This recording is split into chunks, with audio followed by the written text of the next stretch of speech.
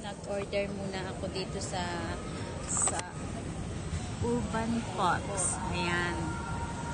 Dito muna ako magbe-breakfast ng solo-solo. Kasi naantay ko yung reply ng kaibigan ko. Tapos ayan, wala pa na-reply. Kaya, bibili muna ako ng aking breakfast. At dito na muna ako magbe-breakfast para hindi na ako makikikain sa kanila. So guys, kain tayo. Ito yung in-order ko, yung egg squeeze. Ang hirap niyang bigkasin kung ano siya. Then long black coffee ako. Yung coffee nila ang sarap. Alam mo yung lipstick ko lumalamig. Alam mo yung lasang-lasa mo yung kape.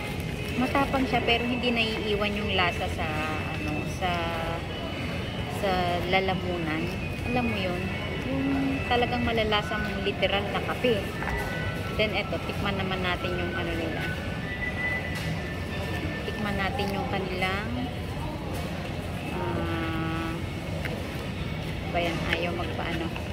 Yung kanilang grabe yung cheese, oh. Ang dami niyang cheese. Hindi talaga siya tinipid.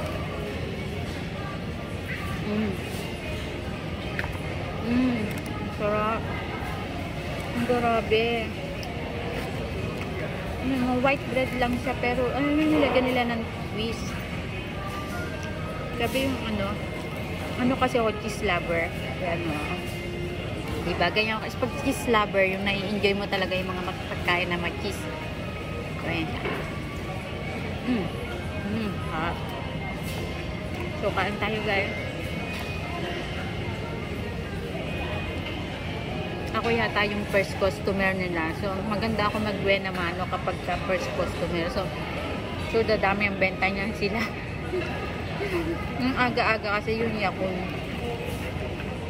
Sarado pa. So, gusto ko itong i-try.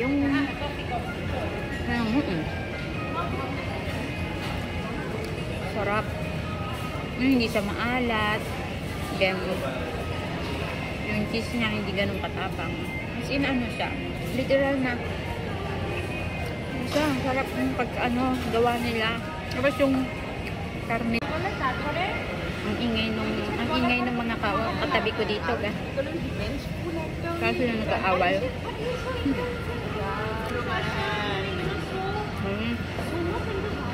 Tapos ako solo lang dito. Minsan ang sarap din i-enjoy pala nung pagkain na solo ka lang. Ano mo yung ini-enjoy mo yung time for yourself. Ganon.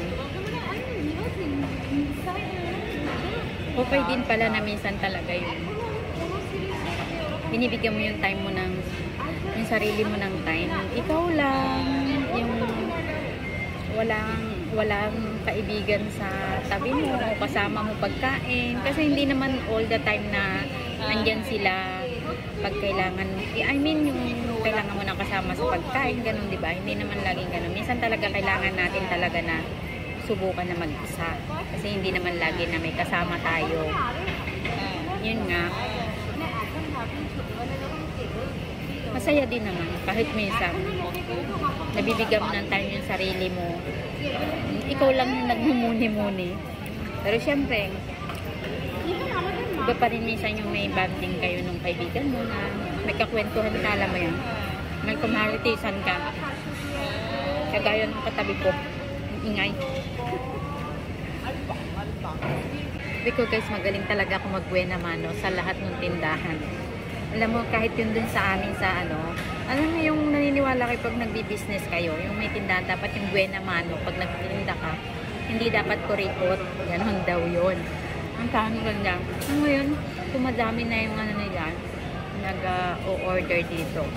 Nagsunod-sunod na yung customer nila. Nakakatuwa. Alam mo yung pag napipil mo yung yung swerte ka pag nag-buena mano ka. Tikman natin yung nila, yung chips. Kasaba chips to. Hap din ng kasaba chips. Malasa.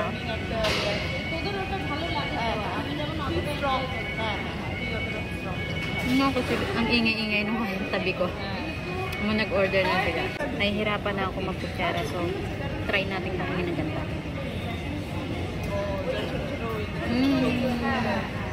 Yung cheese, ang sarap. Alam niyo, naubos ko din siya. Nangihinayang ako. Parang yung chips. Ang sarap ng chips nung kasabay chips nila. Ang lasa. Ayoko sanang kainin kasi diet ako. Charot.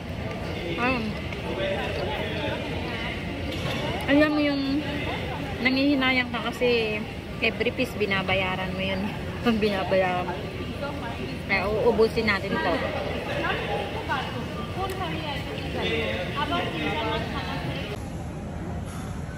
Ayan siya, o, diba? Dumadami, nagkakaroon na ng